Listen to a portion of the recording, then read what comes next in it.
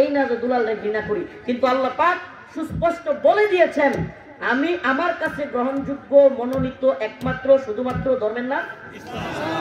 এবং পরবর্তীতে শুধু এটা বলেন নাই যে ইসলামই গ্রহণযোগ্য, অন্যটি গ্রহণযোগ্য না। এটা যদি না বলতেন তাইলেও বোঝা যাইতো যে অন্যটি হয়তো কিছুটা নাউজুবিল্লাহ। কিন্তু আল্লাহ বললেন ওয়া মান ইয়াবতাগি গায়রাল ইসলামি দীনা ফালান ইউকবালা মিন, আমার কাছে অন্য কোন ধর্ম ইসলাম ব্যতীত গ্রহণযোগ্য না। ইসলাম ব্যতীত অন্য কোন ধর্ম কি না গ্রহণযোগ্য না, গ্রহণযোগ্য না, গ্রহণযোগ্য না। আল্লাহ পাকের কাছে মাইনাস। আল্লাহ পাক সব ধর্মকে ইসলাম ছাড়া মাইনাস করে দিলেন। আপনি ক্লাস করার কিরা? আল্লাহ মাইনাস করছে, আপনি ক্লাস করার কে?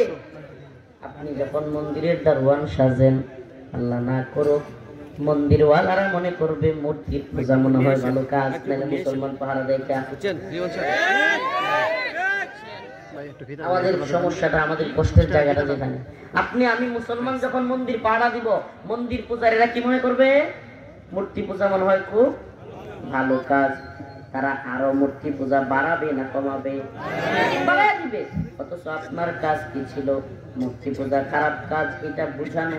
মূর্তি পূজা শুধু ইসলামে নয়, মূর্তি পূজা খোদ সনাতন ধর্মী হিন্দু ধর্মাবলম্বীদের কাছেও ঠিক না, তাদের গ্রন্থের মধ্যেও আছে।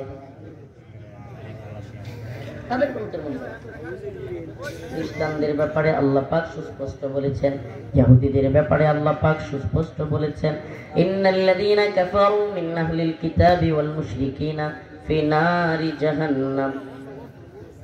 ইন্নাল্লাযীনা কাফারু মিন আহলিল কিতাব ওয়াল মুশরিকিনা ফি নারি জাহান্নাম। যারা কাফের এবং আহলে কিতাব তারা কোথায় যাবে? জাহান্নামে। আল্লাহ বলতেছেন কাফেররা কই যাবে? জাহান্নামে। তাহলে জান্নাতে দিতে পারবেন জোর কইরা? সম্ভব? আল্লাহ নিজে যাদেরকে জাহান্নামী বলতেছেন তাদেরকে আপনি জান্নাতে দিতে পারবেন না। অতএব আল্লাহ পাক আমাদেরকে এই সমস্ত ক্রিসমাস, আপনি যখন ক্রিসমাসের শুভেচ্ছা জানাবেন, আল্লাহর ব্যাপারে সন্তান আছে একথার পক্ষে আপনি যখন দাঁড়াবেন, তখন অন্যরাও এটাতে উৎসাহিত হবে আর আপনার ঈমান চলে যেতে পারে। হায় হায়, আস্তাগফিরুল্লাহ। আল্লাহ আমাদেরকে ক্ষমা করুক, বলেন আমিন। এই শুভেচ্ছা জানাবেন? কথা বলেন, শুভেচ্ছা জানাবেন? খ্রিস্টানদেরকে ক্রিসমাসের শুভেচ্ছা জানানো যাবে?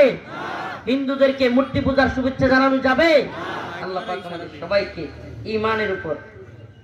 আপনার বাপের একটা অবৈধ সন্তান আছে শুনলে আপনার যদি এত কষ্ট লাগে, আল্লাহ পাক সুবহানাল্লাহি ওয়া বিহামদিহি এত পবিত্র মাওলা, এত রহমতওয়ালা, দরদওয়ালা, সুবহানাল্লাহ, পুরা পৃথিবীর মালিক, আসমান জমিনের মালিক, সবকিছুর সৃষ্টিকর্তা, ওনার ব্যাপারে বলা হচ্ছে ওনার সন্তান আছে, তাইলে এটা কি আল্লাহর গায়ে লাগে না? আল্লাহর গায়ে লাগে কি লাগে না?